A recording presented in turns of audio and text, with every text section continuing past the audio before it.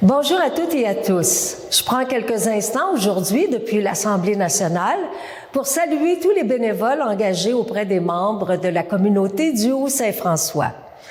Je tiens à aborder avec vous un sujet qui nous préoccupe tous énormément, soit la maltraitance.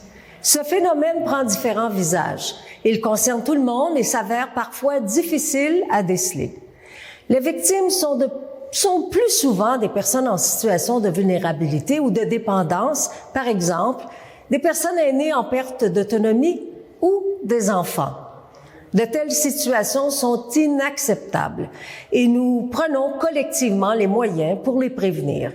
C'est pourquoi des travaux importants ont été entrepris pour mieux repérer les personnes qui pourraient être victimes et intervenir pour les protéger. Nous ne devons pas rester silencieux devant des situations d'abus. Il y a des ressources disponibles pour venir en aide aux personnes qui vivent de la maltraitance, ainsi qu'aux personnes témoins de situations de maltraitance. Pour les aînés, vous pouvez communiquer avec la ligne Aide Abus Aînés 1-800-489-2287, qui est une ligne téléphonique d'écoute et de référence spécialisée. Je vous remercie pour votre dévouement au quotidien et pour votre action bénévole et au nom de tous les citoyens du Haut-Saint-François et du Québec.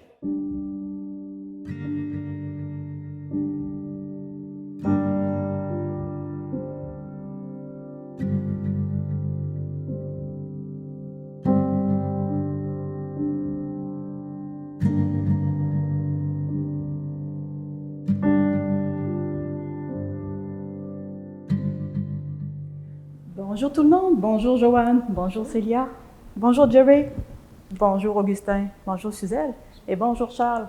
Alors, il me fait bien plaisir de vous accueillir au nom du Centre d'action bénévole dans ce beau lieu qu'est le Centre d'art de Cookshire-Eaton pour parler d'un sujet qui est, disons-le, quand même assez sensible. Quand on parle d'abus, d'intimidation, d'agression, que ce soit à l'égard d'une personne qui vit ces événements, soit dans un moment précis ou sur une longue période, c'est quand même assez délicat. Quand on parle d'abus, que ce soit un abus physique, sexuel ou verbal, le sujet est donc assez vaste.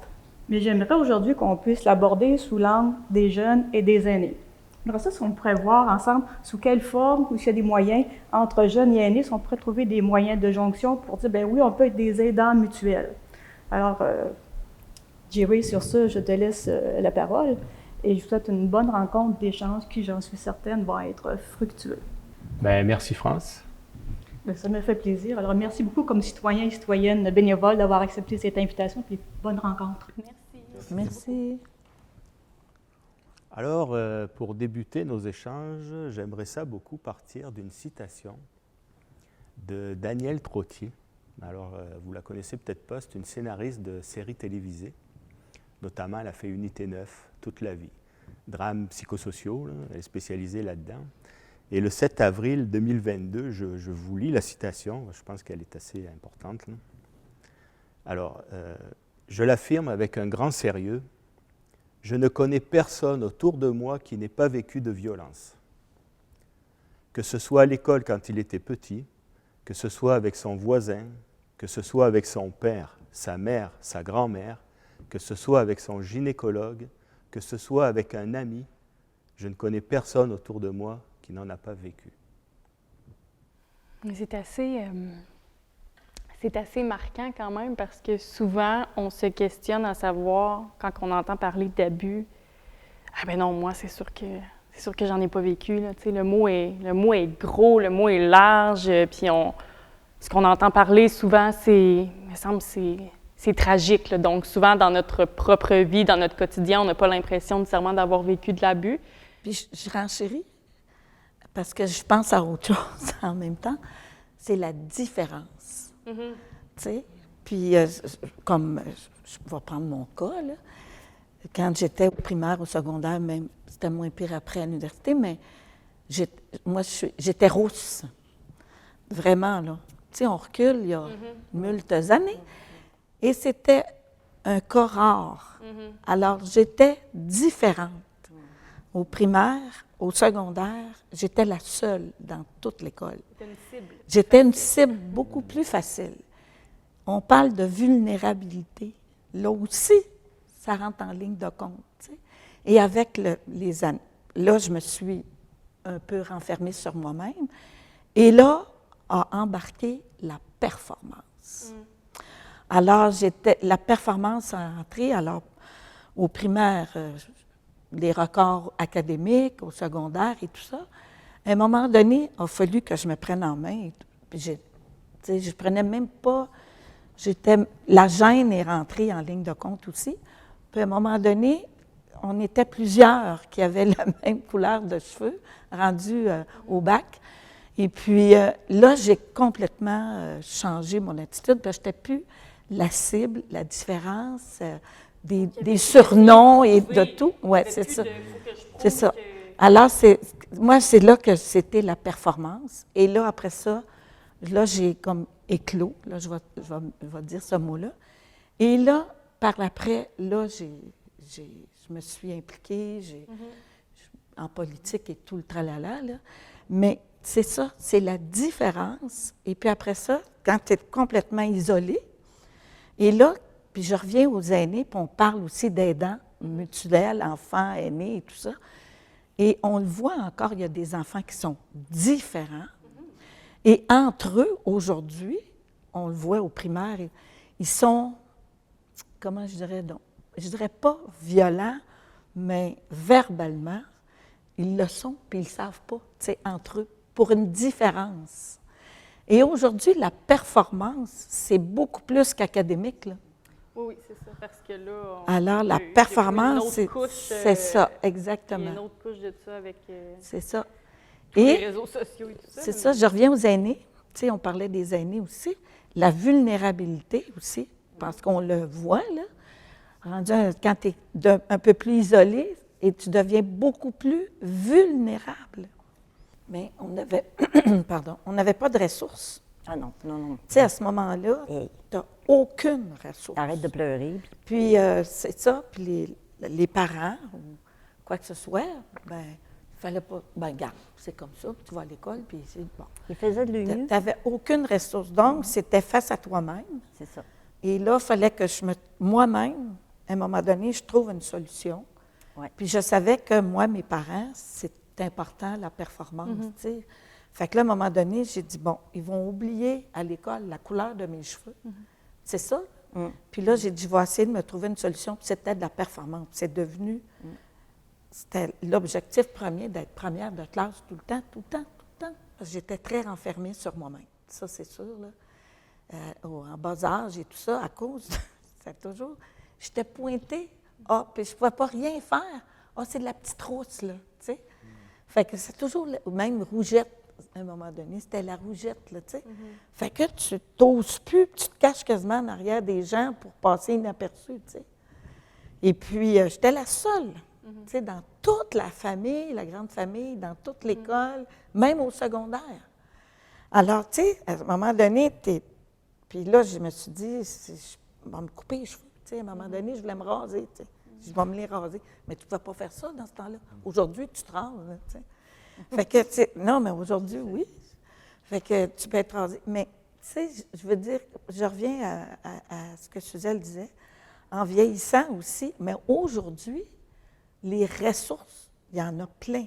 Et là, puis je dirais que ça se, comment je dirais donc, on a beaucoup plus d'aide. Parce que moi, j'ai un petit-fils, il est roux. La même couleur de cheveux, il va avoir 16 ans à l'école. Quand il est venu au monde, j'ai dit, tu sais, je me suis dit, il va se faire un peu comme tu disais tantôt, tu le vis, toi aussi. Avec Mais il y a une grand-maman qui va lui dire que c'est pas grave. C'est pas grave. Fait que, tu sais, je trouve ça quand même beau de dire, de partir de ton vécu, puis de faire, c'est juste de te faire dire, quand tu es au secondaire, tu es jeune, puis il y a quelqu'un qui va te dire un commentaire. Par exemple, moi, je faisais beaucoup de sport quand j'étais jeune, puis j'étais super fière d'avoir justement la capacité, les habiletés sportives. Je me suis souvent fait dire que j'étais habillée comme un gars parce que je prenais pas soin de moi comme une petite fille cute, là. Puis, tu sais, il n'y a pas, dire, de petit gars qui s'intéressait à moi à ce moment-là parce que j'étais sportive, je faisais du sport, j'avais tout le temps une couette dans les cheveux.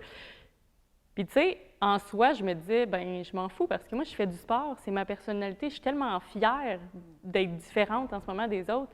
Mais veux pas, à l'intérieur de moi, j'ai grandi avec, si je suis comme ça, je ne plais pas de cette façon-là. Puis là, tu grandis comme ça, par moment, tu réalises que ça ne fait pas de bon sens, tu sais. Ça ne fait pas de sens. Mais il y a quand même une petite graine qui s'est déposée de doute. Moi, je pense que je te dirais ça, que le ressenti, c'est le doute. Si quelqu'un te met quelque chose dans la tête, tu vas douter. Puis là, c'est là que, OK, là, il faut que tu te repositionnes par rapport à toi-même. Tu sais, c'est des petites affaires, mais j'ai l'impression que le doute peut rester longtemps. Je vais parler en mon nom personnel, là, je vais m'en rappeler, là, que j'ai appris que j'étais un aîné le 15 mars 2020. Ça m'a pris 1 mois à l'accepter. Parce que je t'ai rendu 70, t'es vulnérable. J'étais là, bien là, je suis capable de marcher, je travaille. Non! Puis même mes propres enfants ont appelé pour me dire, tu sors pas, là. Tu vas pas à l'épicerie, là, puis tu vas pas faire le changement d'huile sur ton auto, là. Non, oui, c'est ça. Là, le mot aîné, là, j'ai eu une allergie majeure 1 mois de temps. Il fallait que j'accepte que là, je me faisais dire, je suis un aîné. Mais je ne l'étais pas à 69, mais je l'étais à 70. On a vécu un moyen drop, là. Ça, c'est vrai. C'est ça, il fallait l'accepter, là. Après ma frustration, puis hein, là, j'ai dit, moi, je vais leur prouver que je marche 7 km par jour. J'ai fait ça 6 mois de temps, 7 jours par semaine. Fait que là, j'ai dit, je vais leur prouver qu'un aîné est capable de faire autre chose que de rester chez vous. Il ne fallait pas que tu sortes. Fait que c'est ça. Fait que là, j'ai eu un autre défi, c'est de performer. Puis là, je leur ai dit, j'ai marché, je vous le dis, là. Je faisais ça 7 km, 7,1 km exactement. La Terre 2 fois aller-retour. C'est 7,1 km. Fait que je l'ai fait pendant presque 7 mois. Fait que c'est juste encore la performance de prouver que... Moi, je traîne des affaires que dans mes relations amoureuses, par exemple, c'est là que je réalise à quel point j'ai des blessures relationnelles. Mais sinon, dans ma vie, ça va. Je suis capable parce que j'ai sûrement encore le réflexe de mettre ma petite cape de « ça va, je suis capable, je contrôle », mais toute cette vulnérabilité-là, puis toutes ces blessures-là émotionnelles, puis sûrement qu'étant donné que j'étais un être super sensible quand j'étais jeune, de me faire dire que j'étais pas belle ou que les hommes n'étaient pas attirés vers moi ou quoi que ce soit, ça a fait que maintenant, quand je rencontre quelqu'un, ben là, je déballe tout mon sac, puis je suis comme super émotive, puis je suis très intense, puis ça fait peur à tout le monde, ça, puis c'est bien normal, parce que je réalise que là, je traîne un bagage que j'ai pas réussi à apprivoiser, tu sais. Puis c'est quand tu es dans des moments de vulnérabilité que tout sort, tu sais. Fait que ça, c'est un travail de tous les jours. J'ai l'impression d'apprendre à t'apprivoiser aussi dans ces blessures-là, qui sont là, puis qui vont être là, tu sais. Tu les feras pas partir, c'est juste qu'il faut que tu apprennes à... Tu sais, c'est pas des grosses affaires, là, c'est pas des gros drames, là, mais... Et on concrétise ça comment? L'angoisse, la colère, la tristesse. Alors, moi, je dirais on pleure, qu'on se sent humilié. On ne sent rien, là. On se sent comme utilisé, là. Tu sais, quand tu... oh, ben, il a fait ça. Ben, puis, bon, ben, c'est comme quand tu as une tache sur une chemise. Ben, oh, la première, c'est dur, mais la deuxième, hein, mais finalement, il y en a plein de taches, puis c'est pas grave, là. Mais tu restes comme un... Comme la valorisation, c'est ça, mais c'est un grand mot, mais c'est ça que tu sens. Tu continues, tu essaies de performer, mais tu te sens tellement pas là que tu peux... Inférieur, puis humaine... Non, mon Dieu, que c'est difficile à dire. Bien, comme rien. Puis finalement, à un moment donné, tu te dis, ben moi, je n'ai pas d'affaire ici, là. C'est plein d'émotions négatives aussi. Là, les jeunes vont passer, par exemple, les jeunes que je connais, qui vont passer à travers des gammes d'émotions comme la colère, la frustration. Problème de consommation, problème d'anxiété, problème de dépression. Tu sais, ça peut partir tout puis débouler. Puis après ça, tu es pogné avec ça, là, parce qu'il y a eu une ouverture, une blessure, ça l'a ouvert. Comme tu disais, les blessures, tantôt, ça l'a ouvert. Puis là, tant que tu ne l'as pas fermé, bien là, t'en crasses. Là. C'est même une escalade parce que à partir du moment où ça arrive, il y a comme de l'anxiété qui embarque de comme qu'est-ce qui va se passer de pire que ça, tu sais. Parce que là, on se met à anticiper même après, là. Tu sais, si on parle d'intimidation, par exemple, bien là, tu te mets à anticiper, c'est quand la prochaine fois qu'on va m'intimider, tu sais, si je croise cette personne-là. Si c'est quelqu'un à l'école, par exemple, que tu croises tout le temps, là, bien là, tu vas te mettre à faire de l'anxiété avec chaque fois que tu vas croiser cette personne-là à l'école.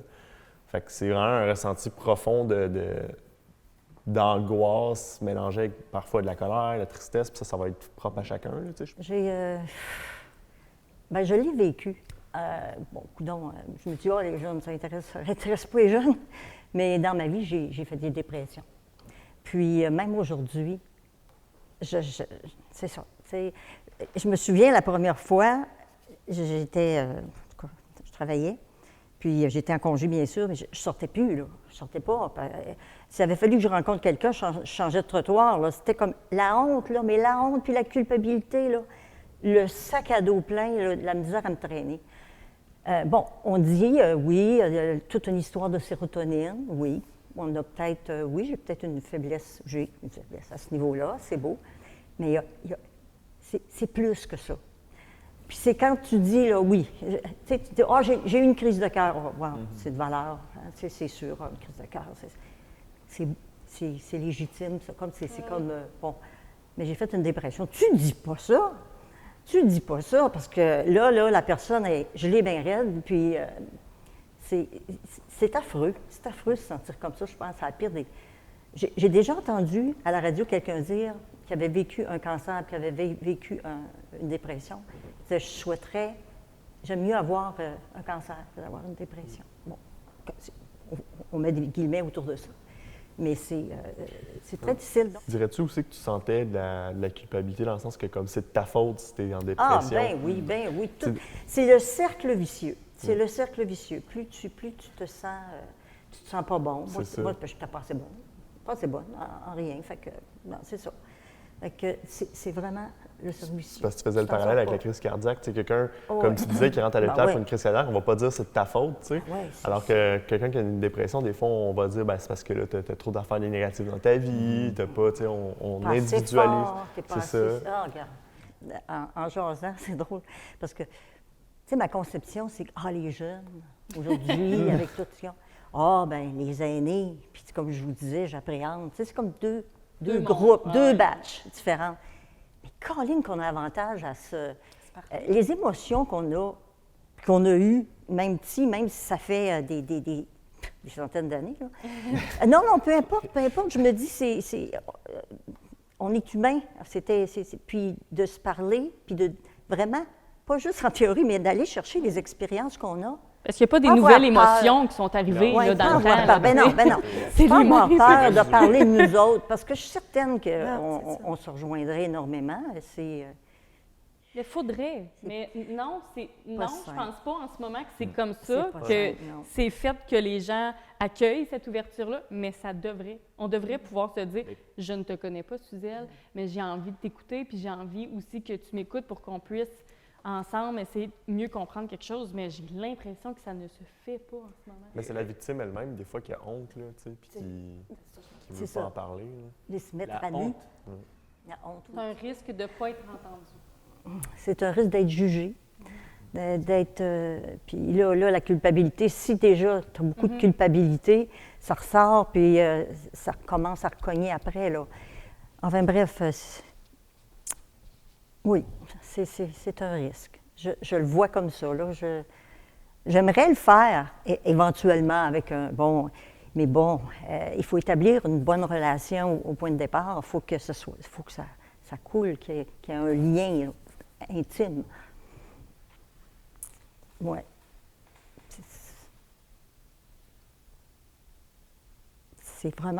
Ça serait vraiment difficile. Je pense que que ce soit avec une personne de mon âge, que ce soit avec plus jeune, mais je le souhaiterais. Je le souhaiterais. C'est de se mettre à nu, puis c'est de s'exposer. De s'exposer vraiment. Tu es vulnérable. Là. Comment l'autre personne va recevoir ça? T'sais? Oui, tu peux pleurer, tu peux ressortir tous les sentiments que tu peux avoir, dont, important pour moi, la culpabilité. De se sentir coupable d'avoir laissé faire telle chose, tu peux ressortir tout ça, mais c'est un gros risque. C'est énormément un risque. Il faut que tu aies soit un besoin tellement immense de partager, de te confier. Mais juste l'exprimer puis le partager, ça fait du bien en soi. Là. en lui-même, c'est bon de le faire. Ouais. Tu sais, c'est triste à dire, mais il y en a qui en parlent puis que ça finit comme mal, dans le sens où ils en parlent avec leurs parents, mettons, puis que le parent dit ça, c'est rien, ça va passer, ou qui diminue ça un petit peu parfois. Là.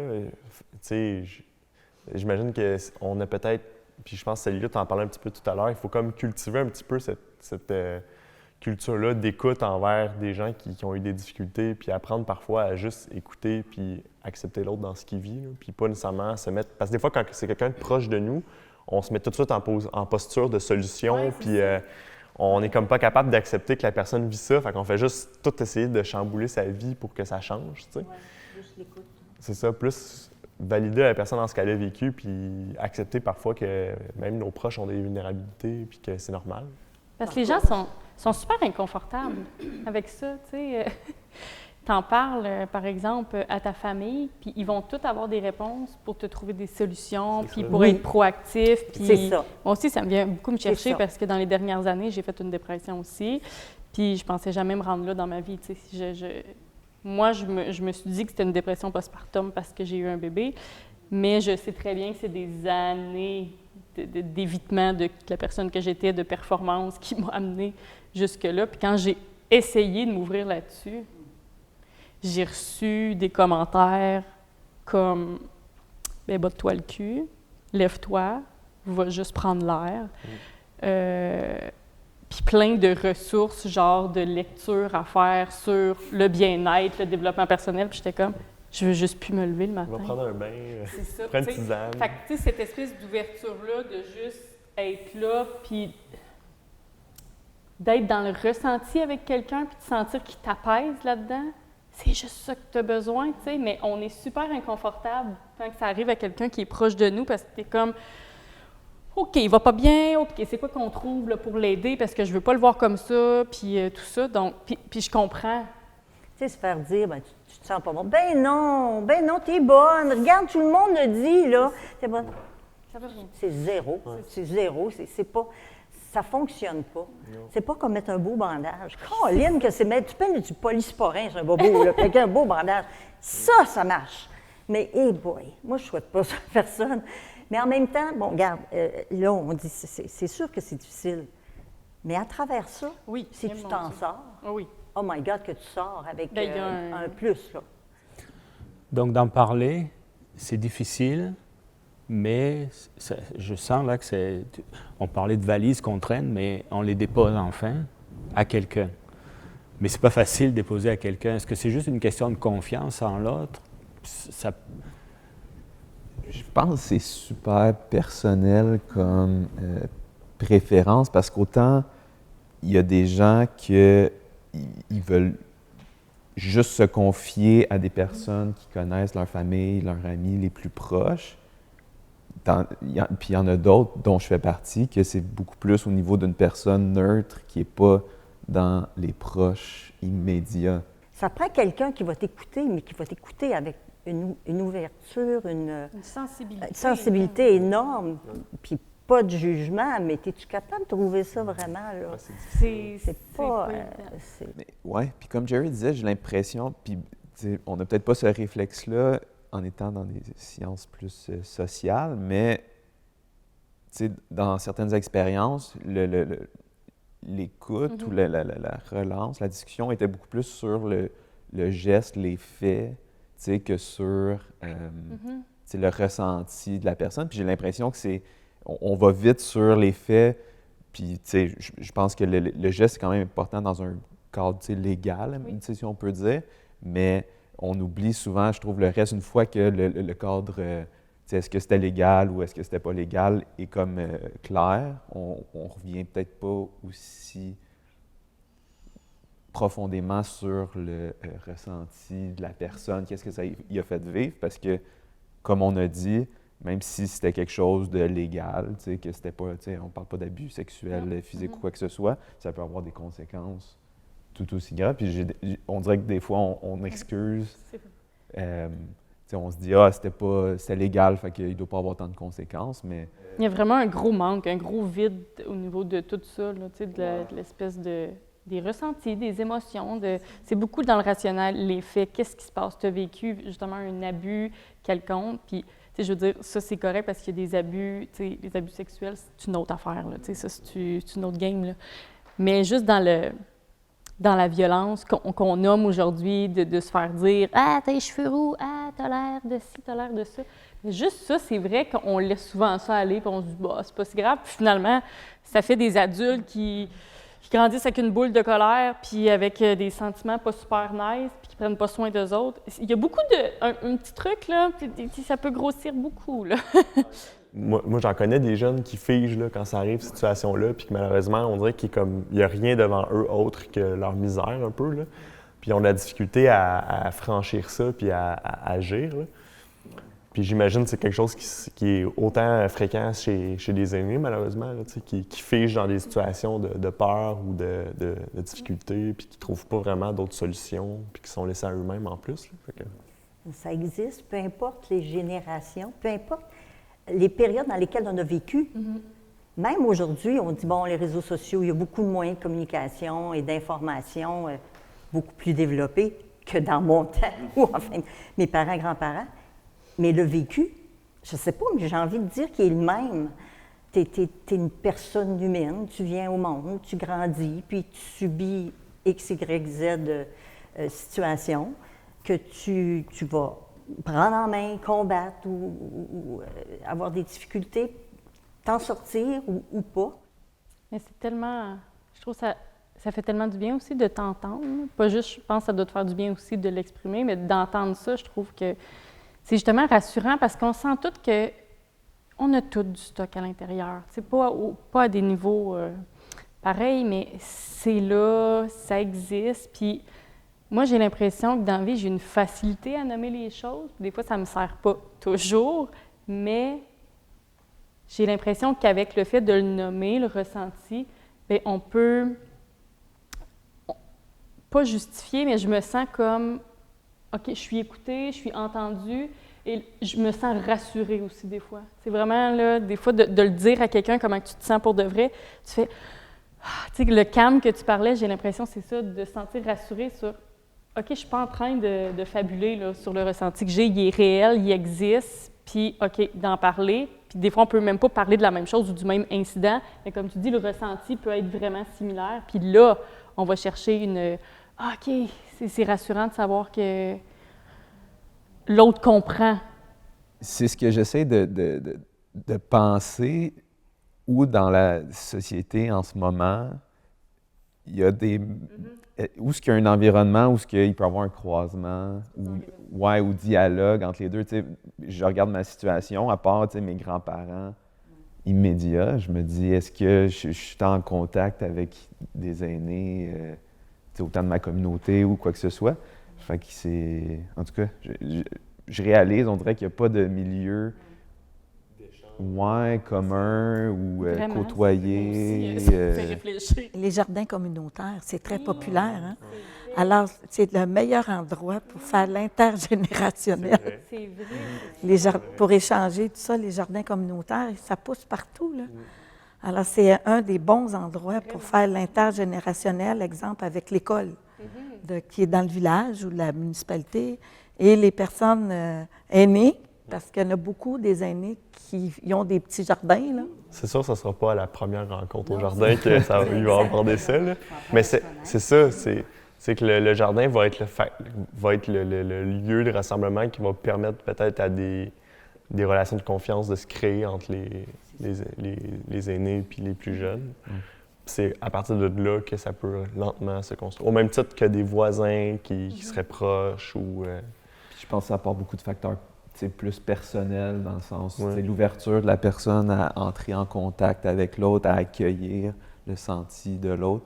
Fait que, oui, je pense qu'il faut qu'il y ait ce lieu de contact-là, mais ça dépend aussi beaucoup de l'aspect personnel des personnes qui sont impliquées, parce que tu peux avoir ce lieu de contact-là puis être fermé complètement à l'autre. Fait que, je pense qu'il faut qu'il y ait une combinaison, c'est ça, de facteurs plus structurels, mais aussi des facteurs personnels qui font que les gens se rapprochent puis sont ouverts. C'est une activité aussi qui demande juste d'être complètement dans ton corps, donc t'es moins t'es moins dans ta tête, donc j'ai l'impression que ça favorise beaucoup les échanges aussi, ouais. parce que t'es comme plus libre d'y aller, tandis que si on se rencontre pour on est assis à une table, là, on est comme ici complètement, donc Puis, ça doit être plus difficile. Tu sais, je pense qu'il y a quelque chose d'intéressant. Tout à l'heure, Augustin disait, tu sais, moi, par exemple, au niveau personnel, si je parle de des choses comme que je vis, c'est comme plus avec quelqu'un de neutre, tu sais.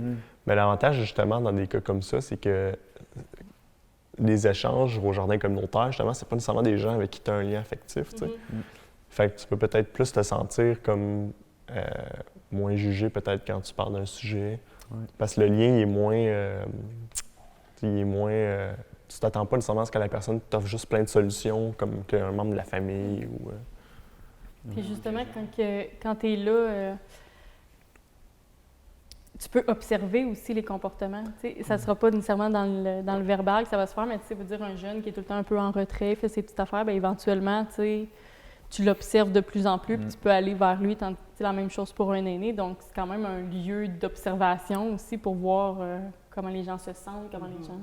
fait que ça peut être intéressant aussi d'être là. Puis, ben, je pense qu'il peut y avoir de l'entraide sans aller profond, puis sans aller dans ses bébites, puis juste dans les petites choses, dans la présence, dans une relation juste respectueuse, dans une communication saine, c'est ça. Des gens qui n'ont pas c'est presque un luxe là, d'avoir des relations juste respectueuses. Fait que juste le fait d'être en contact avec d'autres gens, sans exposer ce qu'ils ont vécu ou ce qu'ils vivent. En tout cas, j'ai l'impression qu'on parle d'entraide qui peut être indirect. Là, Même si on n'a pas créé un lien de confiance, là, c'est pas grave parce qu'on a réussi quand même à réunir 2 générations. Puis en plus, on peut participer à faire tomber les voiles d'ignorance, comme on disait, faire tomber des mythes sur l'autre. T'sais, même s'il n'y a pas une amitié qui est ressortie de ça, ou juste le fait d'avoir permis à 2 générations de se comprendre un peu mieux, il y a déjà une bonne partie de l'objectif, selon moi, qui est atteint, parce qu'après ça, cette personne-là, elle peut chercher à rentrer en contact avec d'autres aînés, parce qu'elle en a déjà rencontré, puis là, elle sait comme, ben non, je peux avoir du fun avec eux, puis je peux aller jaser, puis... Mais je trouve tellement que ça manque d'humanité puis de sensibilité dans nos rapports sociaux, là, puis je trouve que juste d'être là puis de rencontrer, tu sais, on se connaît pas, puis on se parle, puis on va chercher des émotions communes, puis on a juste... En tout cas, moi, j'ai envie comme de faire un câlin puis de faire... On est beau, puis, tu sais, il y a quelque chose de vrai là-dedans. Tu sais, souvent, on est à côté de la traque, on n'est pas dans le vrai, on est dans l'apparence, on est dans ce que le monde attend de nous autres. Mais quand tu es dans le vrai, tabarouette, il y a des affaires qui sortent de là, ça n'a pas de bon sens, comment c'est beau. Il n'y a pas tant d'adaptation ou de grosses modifications ou questions à se poser. Tu sais, à la base, ce qui est ressorti, j'ai l'impression, de nos échanges, c'est qu'il y avait beaucoup plus de points en commun que de différences dans le ressenti qu'on avait. Puis, fait que pour moi, tant qu'il y a cette ouverture-là, cette écoute-là, je pense qu'à partir de là, l'âge devient un peu secondaire dans une dans un connaissance service. de la réalité de la personne aussi. Ouais. Ça peut aider que ça n'importe quel âge qu'elle a, ben, au moins de comprendre sa réalité, puis dans ce qu'elle vit.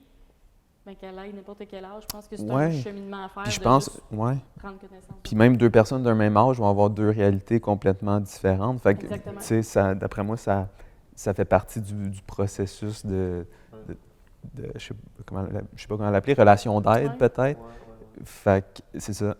Pour moi, je vois moins de différence, puis de dire, OK, avec les aînés, on va intervenir de même, mais avec les jeunes, on va intervenir de même. Je pense que la base reste la même. Tu peux avoir beaucoup de choses en commun avec quelqu'un qui n'a pas ton âge. Là.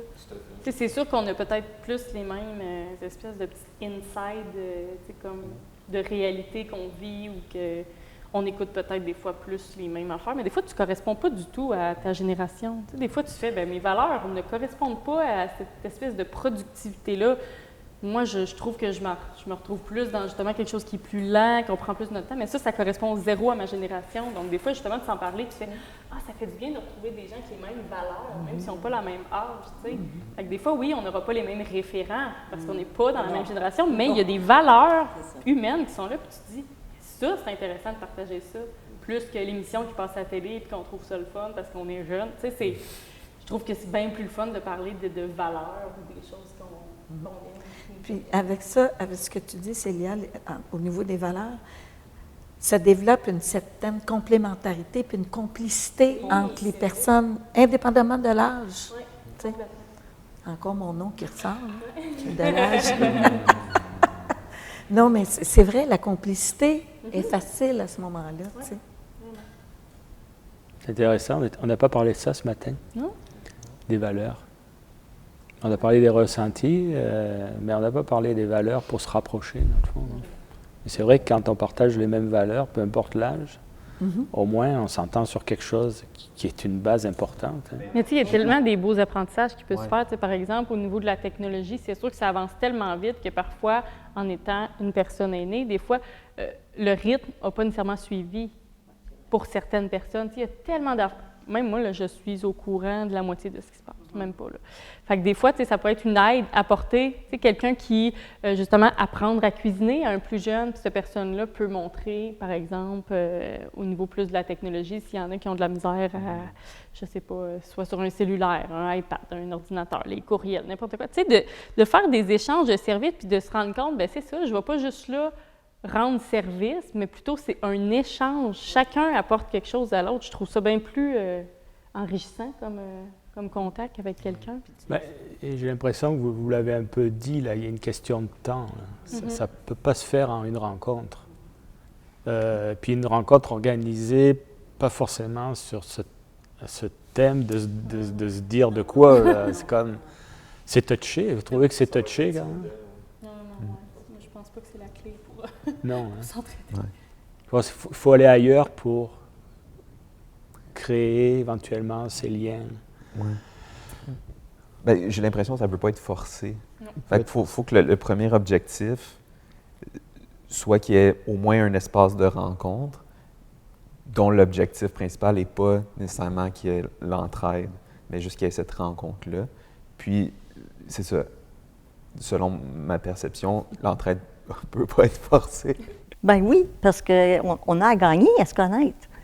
Puis vraiment, moi, je trouve que, tu sais, les jeunes, ils ont beau pas avoir tant d'années d'expérience, mais bon, tu sais qu'ils en vivent des choses, mais ils vivent à leur façon, puis on a avantage à les connaître. Et vice-versa.